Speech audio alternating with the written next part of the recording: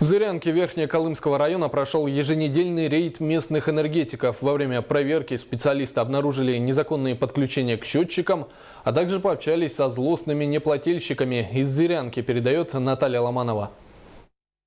Рейды по проверке состояния электросетей в жилых домах Зырянки верхнеколымские энергетики проводят еженедельно. Бывает, что в ходе мероприятия обнаруживается незаконное повторное подключение к счетчику. А, это у них самовольное подключение? Да. Без счетчика, без напрямую. Нарушают закон неплательщики с многомесячным и даже многолетним стажем. Долг у этих абонентов накопился огромный – 10, 15, а то и 25 тысяч рублей.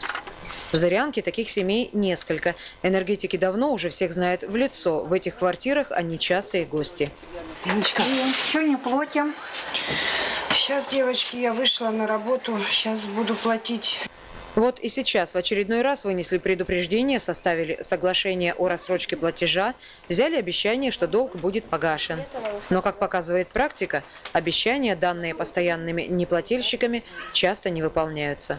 Но есть такие злостные неплательщики, которые мы их отключаем, они подключаются все равно.